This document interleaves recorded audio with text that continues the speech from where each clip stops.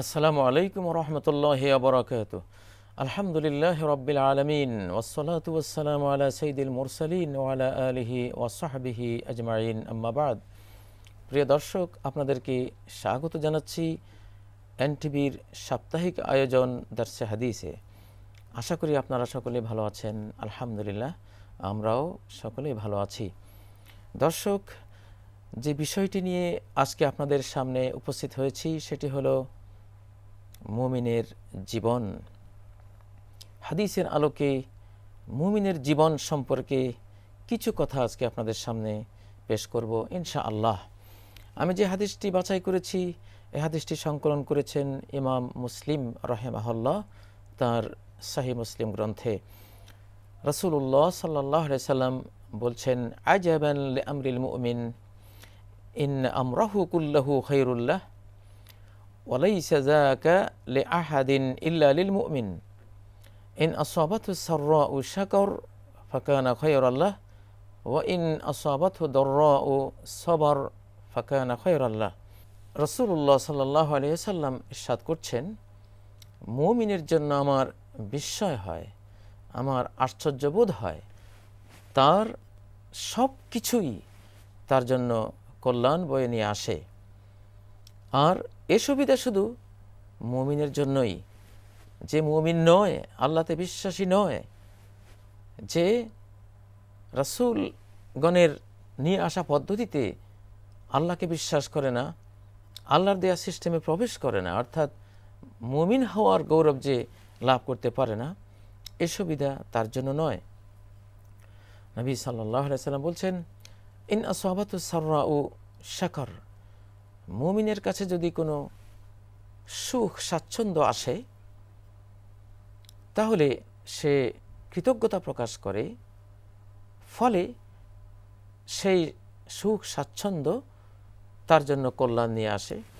Wine আসাবাতহু দাররাউ সাবার, আর যদি তার সামনে কোনো দুঃখ আসে, দারিদ্র্য আসে, তখন সে ধৈর্য ধারণ করে, তার ঈমান, তার দ্বীনের উপর অটল অবিচল থাকে, ফলে তার এই সবর, তার এই ধৈর্য, তার এই অবিচলতা তার জন্য কল্যাণ নিয়ে আসে। খুবই সংক্ষিপ্ত কথা, কিন্তু এর ভেতরে মুমিনের এক বিশাল জীবনচরিত তিনি বর্ণনা করেছেন। পৃথিবীতে যেসব মানুষেরা, মহামানুষেরা, মহামানবেরা মানব জাতির সেবা করে গেছেন, তাদেরকে শিক্ষা দিয়ে গেছেন, তার মধ্যে সর্বশ্রেষ্ঠ ব্যক্তিত্ব হলেন মুহাম্মদুর রাসূলুল্লাহ সাল্লাল্লাহু আলাইহি ওয়াসাল্লাম। আজকের এই আধুনিক যুগে যখন মানুষ ডিপ্রেশনে ভোগে, টেনশনে আক্রান্ত হয়, মনোজগতের দুঃখ বেদনায় জর্জরিত হয়ে আত্মহত্যার পথ মানুষ বেছে নেয়, 2015 সালেও জাতিসংঘের হিসাবে জরিপে যেটা আমরা পেয়েছি যে 8 লক্ষ লোক আত্মহত্যা করেছিল। তারা কারা? যাদের অর্থের কোনো অভাব নেই, যারা খুব উচ্চশিক্ষিত, যারা সুস্বাস্থ্যের অধিকারী, সব কিছুই আছে, কিন্তু যে সৃষ্টিকর্তা সৃষ্টি করেছেন তার সাথে সম্পর্ক নেই। এই সম্পর্কহীনতার কারণে পৃথিবীর কোনো কিছুই তাকে শান্তি দিতে পারে না। আসলে মানুষের মনটা এত বড় যে সে পৃথিবীর কোনো কাঙ্ক্ষিত জিনিস যখন অর্জন করে ফেলে, সে অর্জিত সফলতা, অর্জিত নেয়ামত, অর্জিত কাঙ্ক্ষিত সুখের বস্তুটি তার হৃদয়ের বিশালতার সামনে খুবই ক্ষুদ্র হয়ে যায়। এজন্য সে যাই অর্জন করে, অর্জনের পর সেটা আকর্ষণহীন হয়ে যায়, তার কাছে আর ভালো লাগতে চায় না, নতুন কিছু চায়। অর্থ অর্থ অর্থ করতে করতে যখন অর্থের পাহাড় গড়ে তোলে, অর্থ আর ভালো লাগে না। কি চাই? নতুন আনকমন কিছু চাই। ক্ষমতা লাগবে, এখন ক্ষমতার পিছে দৌড়ায়। ক্ষমতা ক্ষমতা করতে করতে যখন ক্ষমতা পেয়ে যায়, ক্ষমতার চেয়ার আর ভালো লাগে না। এবার কি চাই, কি চাই? শেষ পর্যন্ত চাওয়া পাওয়ার সব কিছু আইটেম যদি সে পেয়ে যায়, তারপরেও সেটা বিরক্তিকর মনে হয়, ভালো লাগে না। একমাত্র তার ভালো লাগবে আল্লাহ রাব্বুল ইজ্জত ওয়াল জালালকে যদি সে পেয়ে যায়, যিনি তার হৃদয়ের বিশালতার চেয়েও আরো অনন্ত বিশাল, অনন্ত বড়, অনন্ত বিরাট। সে বিরাটকে পেতে গেলেই তার মনে শান্তি আসবে, কারণ তার প্রাপ্তির, তাকে পাওয়ার, তার নৈকট্যের তো কোনো শেষ নেই। মানুষ এক অনিশেষ কিছু চায়, যেটা সসীম, পরিসীমিত, শেষ হয়ে যায়, সেখানে মানুষ শান্তি পায় না। নবী সাল্লাল্লাহু আলাইহি সাল্লাম তাই মনোজগতের শান্তির দিশা দিয়েছেন, যে শান্তি পেতে হলে আমাদেরকে মুমিন হতে হবে। আজকে আধুনিক বিশ্বের সবচেয়ে বড় সংকট মনোজগতের শূন্যতা, যে শূন্যতা থেকে সব কিছু রেখে একদিন সে আত্মহত্যা করে চলে যায়। আত্মহত্যা থেকে মানুষকে বাঁচাতে হলে তাকে মুমিন বানাতে হবে। আজাব আল্লে আমরিল মুমিন, বিস্ময় হয় মুমিনের জন্য। ইন্না আমরাহু কুল্লাহু খায়রুল্লাহ, তার জীবনের সকল কিছু তার জন্য সুখ নিয়ে আসে, কল্যাণ নিয়ে আসে, তার জন্য মঙ্গল নিয়ে আসে, তার জন্য আনন্দ নিয়ে আসে, তার জন্য চিত্ত বিনোদন নিয়ে আসে, তার জন্য মনের প্রশান্তি নিয়ে আসে, পারিবারিক প্রশান্তি নিয়ে আসে, সমাজের, রাষ্ট্রে, সে যেখানেই থাকুক না কেন তার জন্য সুখ আর শান্তি, প্রশান্তি নিয়ে আসে। এই জন্য মুমিনের জন্য বিস্ময় হয়। এই সুবিধা শুধু একজন মুমিনই পেতে পারে, আর কেউ পেতে পারে না। নবী সাল্লাল্লাহু আলাইহি ওয়াসাল্লাম বলছেন, ইন আসাবাতু সাররা ও শাকর, যদি সে কোনো সুখ স্বাচ্ছন্দ্যের বিষয় পেয়ে যায় তখন সে শুকরিয়া আদায় করে। দর্শক, সুখ স্বাচ্ছন্দ্যের বিষয় দুভাগে বিভক্ত। একটা হলো দ্বীনি সুখ স্বাচ্ছন্দ্য। দ্বীনি সুখ স্বাচ্ছন্দ্য কি? সে এলম পেয়ে গেল, সে আমলে সলেহ করার তৌফিক পেয়ে গেল। কেউ যদি কোনো উপকারী জ্ঞান লাভ করে, কেউ যদি কোনো সেই জ্ঞানের আলোকে কর্মচরিত গড়ে তোলার তৌফিক প্রাপ্ত হয়, তাহলে এটা একটা সুখ, একটা আনন্দের জিনিসে পেয়ে গেল, তখন সে এটা শুকরিয়া আদায় করে। এটা হলো দ্বীনি নেয়ামত। আরেকটা হলো দুনিয়াবী নেয়ামত। সে সম্পদ পেয়ে গেল, অঢেল সম্পদ, সে জনবল পেয়ে গেল, সন্তান সন্ততি পেয়ে গেল, স্ত্রী পরিজন পেয়ে গেল, ধনবলে জনবলে সে একজন সমৃদ্ধ মানুষ হয়ে গেল। তখন সে করবে কি? যে আলহামদুলিল্লাহ, আল্লাহ আমাকে দিয়েছেন। সে ইবলিসের মতো হবে না, সে ফেরাউনের মতো হবে না, সে কারুনের মতো হবে না, আল্লাহ দ্রোহীর মতো হবে না। কারণ যেমন বলেছিল, ইন্নামা উতীতু আলা ইলম, এই সম্পদ তো আমি নিজ জ্ঞানে পেয়েছি, আল্লাহকে ভুলে গিয়েছিল। মুমিন যখন দুনিয়াবী কোনো নেয়ামত প্রাপ্ত হয় শুকরিয়া আদায় করে, দ্বীনি কোনো নেয়ামত প্রাপ্ত হয় সে শুকরিয়া আদায় করে। দুনিয়াবী কোনো নেয়ামত প্রাপ্ত হয় যখন সে শুকরিয়া আদায় করে, তাহলে সে পেল 1 লক্ষ টাকা, সে বলল আলহামদুলিল্লাহ। তাহলে 1 লক্ষ টাকা হলো তার জাগতিক সম্পদ, আলহামদুলিল্লাহ হলো তার পারলৌকিক সম্পদ। মুমিন যখনই কোনো জাগতিক সম্পদ লাভ করে, তখন সে আলহামদুলিল্লাহ বলার কারণে একটি পারলৌকিক, একটি ধর্মীয় সম্পদও সে লাভ করে ফেলে। ফলে তার লাভ হয়ে যায় অনন্ত, অসীম। সে যে 1 লক্ষ টাকা পেল, এটা পেয়ে যে আলহামদুলিল্লাহ সে বলতে পারলো, সে আলহামদুলিল্লাহর মূল্য 1 লক্ষ টাকা নয়, গোটা পৃথিবী বিক্রি করলেও আলহামদুলিল্লাহর মূল্য দিতে পারবে না কেউ। তাহলে সে 1 লক্ষ টাকা পেয়ে অনন্ত, অসীম সম্পত্তির মালিক হয়ে গেল আলহামদুলিল্লাহ বলার কারণে। তাহলে বলুন, দুনিয়ার 1 লক্ষ টাকার এই সম্পদ তার জন্য অনন্ত সম্পদ টেনে নিয়ে আসলো, কারণ সে শুকরিয়া আদায় করতে পারলো। শুকরিয়ার কারণে সে অনন্ত ধনে ধনবান হতে পারলো। তাহলে মুমিনকে তার ধন লাভের দিকে নিয়ে যায়, অনন্ত অনন্ত প্রফিটের দিকে নিয়ে যায়। এই জন্য নবী সাল্লাল্লাহু আলাইহি ওয়াসাল্লাম বলছেন যে মুমিন যখন সুখ পায়, স্বাচ্ছন্দ্য পায়, ধন পায়, জ্ঞান পায়, কোনো আমলে সলেহের তৌফিক পায়, সে শুকরিয়া আদায় করে। শুকরিয়া তার জন্য অনন্ত নিয়ামত বয়ে নিয়ে আসে। মনে রাখবেন প্রিয় দর্শক, দুনিয়ার কোনো কিছুই, দুনিয়ার কোনো প্রাপ্তি ততক্ষণ পর্যন্ত অসার, যতক্ষণ পর্যন্ত সে প্রাপ্তি পরকালের সাথে সংযুক্ত না হবে। দুনিয়ার কোনো কিছু যতক্ষণ আখিরাতের সাথে সংযুক্ত না হয় ততক্ষণ সেটা বেকার। অর্থাৎ আমরা শুধু দুনিয়া দিয়ে কেউ সুখী হতে পারবো না যতক্ষণ না আখিরাতের সাথে সেটা সংযোগ না ঘটাই, আলহামদুলিল্লাহর সাথে সংযুক্ত না করি, শুকরিয়ার সাথে সংযুক্ত না করি। প্রিয় দর্শক, নবী সাল্লাল্লাহু আলাইহি ওয়াসাল্লাম বলছেন, ওয়াইনা সাবাতু দররা ও সাবর, মুমিনের যদি বিপদ আসে, অর্থাৎ তার যদি দারিদ্র্য আসে, তার যদি কোনো রোগ ব্যাধি আসে, কোনো দুঃখ বেদনার বিষয় তার সামনে উপস্থিত হয়, তখন সে সবর করে যে আল্লাহর লেখনীতে এটা আছে বিধায় আমার জীবনে এটা এসে পড়েছে।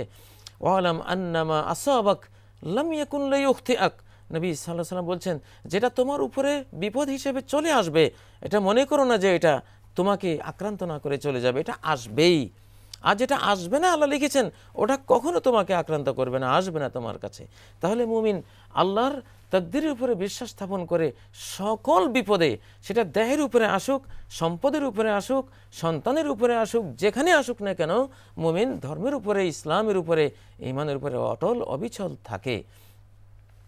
সে তার বিপদের গভীরে, বিপদের অভ্যন্তরে অঢেল সম্পদের খনি দেখতে পায়। আলমার গেরিয়া বুয়াদ খান্দা সদে, প্রত্যেকটা বিপদের ভিতরে এত সব সম্পদ লুকিয়ে থাকে, প্রত্যেকটা কান্নার ভিতরে এত হাসির উপকরণ নিহিত থাকে। যদি মানুষ বিপদের ভিতরের এই অন্তর্নিহিত সম্পদগুলো বুঝতে পারত, তাহলে বিপদ আসলে মানুষ না কেঁদে হাসত। এজন্যই আরেকটি হাদিসে নবীজি বলেছেন, ওয়াইন্না আহাদাহুম লা ইয়াফরাহু বিল বালাই কামা ইয়াফরাহু আহাদুকুম বির রাখাই। আল্লাহর মুমিন বান্দারা বালা মুসিবত পেয়ে এতটা খুশি হয় যতটা খুশি তোমরা হও সম্পদ পেয়ে। আসলে বিপদের মাঝে অনেক সম্পদ লুকিয়ে থাকে। কিয়ামতের ময়দানে একজন রুগ্ন মুমিন তার রোগের সওয়াব যখন নিতে থাকবে, রোগের পুরস্কার যখন নিতে থাকবে, সে তখন কামনা করবে, আহা আরও বেশি করে রোগ কেন হলো না। দারিদ্র্যের বেদনা যখন সে, এই বেদনার সওয়াব যখন সে নিতে থাকবে, ধনীর 500 বছর আগে যখন জান্নাতে সে যেতে থাকবে, তখন তো কামনা করবে, আহ এই দারিদ্র্য কত না আমার জন্য ভালো ছিল, আলহামদুলিল্লাহ আমি যদি এই দারিদ্র্য না পেতাম 500 বছর আগে জান্নাতে যেতে পারতাম না। প্রত্যেক বিপদের ভিতরেই অনেকগুলো অভ্যন্তরীণ নিয়ামত থাকে। এই জন্য কোরআনে কারীম বিপদকে আভ্যন্তরীণ নিয়ামত বলে আখ্যায়িত করেছেন। ওয়াসবাগা আলাইকুম নিয়ামাহু যাহিরাতাও ওয়া বাতিনা, আল্লাহ তার নিয়ামত তোমাদেরকে পরিপূর্ণ করে দিয়েছেন, বাহ্যিক এবং আভ্যন্তরীণ। বাহ্যিক নিয়ামত হলো দুনিয়ার ধন, দুনিয়ার সুখ, সুস্বাস্থ্য, দুনিয়ার সুশ্রী স্ত্রী, সুন্দর মেধাবী ছেলে সন্তান, এগুলো হলো বাহ্যিক নিয়ামত। আর টাইফয়েড, জ্বর, ডায়াবেটিস, ক্যান্সার, হাই প্রেশার, বিভিন্ন রোগব্যাধি, এগুলি আভ্যন্তরীণ নিয়ামত। মুমিনের এই নিয়ামতগুলো মুমিনের এই আভ্যন্তরীণ নিয়ামত যেটা বিপদাকারে আসে, তাকে আল্লাহর দিকে নিয়ে যায়, অথবা তাকে আল্লাহর কাছে অনেক বড় সম্মানী করে তোলে। লিদ্দাফে আউলির রাফে, টাইফয়েড জ্বরের আগে এই লোকটা বেশি আল্লাহ বিল্লাহ করতো না, বেশি একটু নফল পড়তো না, নফল রোজাও রাখতো না, বেশি আল্লাহ জিকির করতো না। টাইফয়েড জ্বর হওয়ার পরে এই লোকটা সারাদিন আল্লাহ জিকির করে, সারাদিন পরকালের কথা মনে করে, সারাদিন সে কিভাবে আল্লাহর একটু বেশি করে আরও ইবাদত করতে পারবে চিন্তা করে। তাহলে এই টাইফয়েডটা আল্লাহ কেন দিলেন? সে একটু আল্লাহর দিকে যেতে যেন চাচ্ছিল না, বেশি করে আল্লাহর দিকে ধাবিত হওয়ার মনটা ছিল না। টাইফয়েড জ্বর দিয়ে তাকে ধাক্কিয়ে ঠেলে ঠেলে আল্লাহ তার নিজের দিকে ঠেলে দিলেন, নিয়ে গেলেন। তাহলে মুমিনের এই টাইফয়েড জ্বরটাও লিদ্দাফে তাকে আল্লাহর দিকে ধাক্কিয়ে আল্লাহর কাছে নিয়ে যাওয়ার জন্য আল্লাহ দিয়েছেন। যে কোনো বিপদ মুমিনের জন্য হয় আল্লাহর দিকে নিয়ে যাওয়ার জন্য আল্লাহ দেন, নতুবা তার অনেক মান মর্যাদা আল্লাহর কাছে বাড়িয়ে দেওয়ার জন্য আল্লাহ সে বিপদ দেন। প্রিয় দর্শক, এই জন্যই মুমিনের বিপদগুলো আভ্যন্তরীণ নিয়ামত। সেই জন্য মুমিন যদি বিপদের ভিতরের অন্তর্নিহিত সম্পদগুলো, সুখগুলো বুঝতে পারত, তাহলে বিপদ আসলে সে হাসত। যেমন পাক্কা মুমিনরা বিপদ দেখলে তারা হাসে। দর্শক, তাহলে মুমিন হলো এমন এক আল্লাহর আজব সৃষ্টি, তার জন্য সুখও লাভজনক শুকরিয়ার কারণে, তার জন্য দুঃখও লাভজনক তার সবরের কারণে। আর কাফেরের জন্য দুইটাই লস, কারণ সে সুখ পেলে অহংকারী হয়ে যায়, এটা আমার জ্ঞানে আমি পেয়েছি, আল্লাহর কোনো এখানে কিছু নেই, সব আমার আমার আমিত্ববোধে সে আমার আমার বলে সে আল্লাহর নেয়ামতের কুফরি করে, অকৃতজ্ঞতা প্রকাশ করে। সেই জন্য আল্লাহ একসময় তাকে কপটদক শূন্য করে ফকির বানিয়ে দেন। আবার কাফেরের জন্য দুঃখটাও লসজনক। সুখ যেমন লস অহংকারের কারণে, আবার দুঃখ তার জন্য লস নিরাশ হওয়ার কারণে। তার কয়েক লক্ষ টাকা লস হলে সে এমনটা সে নৈরাশ্যে আক্রান্ত হয়, শেষ পর্যন্ত হাসপাতালে ভর্তি হয়ে আরও 20 লক্ষ টাকা খরচ করতে হয়। 10 লক্ষ টাকা লস হলো ব্যবসায়, ডিপ্রেশনে আক্রান্ত হয়ে হাসপাতালে ভর্তি হয়ে যান যা যায় অবস্থা, এমন টেনশন তাকে আক্রান্ত করেছে। তখন আরও 20 লক্ষ টাকা তার খরচ হলো হাসপাতালে গিয়ে। এলো কাফেরের জীবন। তার জন্য সুখ লসের, তার জন্য দুঃখ লসের। মুমিনের জন্য সুখ লাভের, তার জন্য দুঃখ লাভের। আসলে মুমিন দুনিয়াতে একটা জান্নাতে থাকে, সুখের সময়ও দুঃখের সময়ও। মুমিন তো সেই যে মনে করতে পারে আমার মতো সুখী, আমার মতো বড় লোক, আমার মতো সৌভাগ্যবান মানুষ পৃথিবীতে আর কেউ নেই।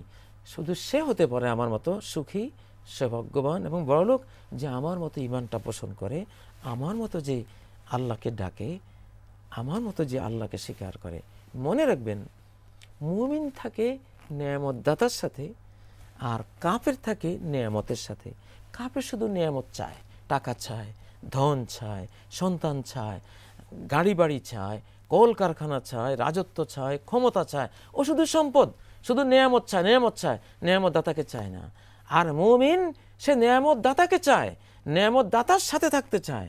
নেয়ামত তো তুচ্ছ ব্যাপার, সে যাই পায় তার চেয়ে তো তার নেয়ামত দাতা অনেক বড়। এই জন্য সূরা আল ফাতিহায় শুধু নেয়ামত দাতার কথাই, আলহামদুলিল্লাহ, সকল প্রশংসা নেয়ামত দাতা আল্লাহর, যিনি গোটা বিশ্ব জাহানকে নেয়ামত দিয়ে লালন পালন করেন। আল্লাহ তিনি নেয়ামত দাতা, রব্বুল আলামিন তিনি তো নেয়ামত দাতাই, আর রহমান তিনিও নেয়ামত দাতা, আর রাহিম তিনি তো নেয়ামত দাতাই, মালিক ইয়াউমিদ্দিন সেই নেয়ামত দাতাই, ইয়াকা না'বুদু তোমারই ইবাদত করি তুমি তো নেয়ামত দাতাই। মুমিনকে সংযুক্ত করে দেওয়া হলো নেয়ামত দাতার সাথে। সে দাতার দিকে নজর রাখে, কোন দাতা এই সুন্দর দেহটি আমাকে দিলেন, কোন দাতা এই বাক শক্তি আমাকে দান করলেন, কোন সে মহান দাতা যে চিন্তা শক্তি আমাকে দিলেন, এই দৃষ্টি শক্তি আমাকে দিলেন, এই শ্রুতি শক্তি আমাকে দিলেন, এই যৌবন এই তারুণ্য আমাকে দিলেন, এই মনুষ্যত্বের সৌন্দর্যগুলি আমাকে দিলেন। আমি তো তাকে চাই। এজন্য একজন মুমিন সবসময় নেয়ামত দাতাকে খোঁজে। আমি সেই দাতার শুকরিয়া আদায় করতে চাই। এই জন্য নবীজি বলেছেন, মুমিন যেহেতু নেয়ামত দাতামুখী, এই জন্য সে দান পেয়ে আগে দাতাকে স্মরণ করে। প্রাণী জগতে আমরা দেখি, একটা কুকুরকে কিছু খাওয়ালে সে খাদ্যটা খেয়ে যে তাকে খাওয়ালো আজীবন তাকে মনে রাখে, তাকে দেখলে লেজ নাড়ে, আকুতি জানায়, শুকরিয়া জানায়। দর্শক, বর্তমান আধুনিক যুগের যে ডিপ্রেশন সমস্যা, জাতিসংঘের অধীন যে বিশ্ব স্বাস্থ্য সংস্থার কর্মকর্তারা বলে দিয়েছেন জাতিসংঘকে যে আত্মহত্যা থেকে বাঁচাবার কোনো প্রক্রিয়া আমাদের জানা নেই, এটা আমরা পারবো না। এই একটি হাদিস যদি বিশ্ব স্বাস্থ্য সংস্থার কর্মকর্তারা গ্রহণ করে যে মানুষকে আল্লাহর সাথে সংযুক্ত করে দাও, সকল ডিপ্রেশন চলে গিয়ে সে 24 ঘন্টা চিত্ত বিনোদনের মধ্যে কাটিয়ে দিতে পারবে, তাহলে বিশ্ব সমস্যার সমাধান হয়ে যাবে। ডিপ্রেশন, আত্মহত্যার মহা সমস্যার সমাধান হয়ে যাবে এই একটি হাদিসের কারণে। আসুন তাহলে আমরা সমগ্র মানব জাতিকে, বিশ্ববাসীকে মহানবীর এই হাদিসটির দিকে ডাকি, সবাই একটি পবিত্র সুখের জীবন যাতে লাভ করতে পারে। আল্লাহ তৌফিক দান করুন আমাদেরকে সকলকে। দর্শক, এই দাসটি দেখতে আপনারা লগ ইন করুন www.ntbbd.com। আজকে এই পর্যন্তই। আসসালামু আলাইকুম ওয়া রাহমাতুল্লাহি ওয়া বারাকাতুহু।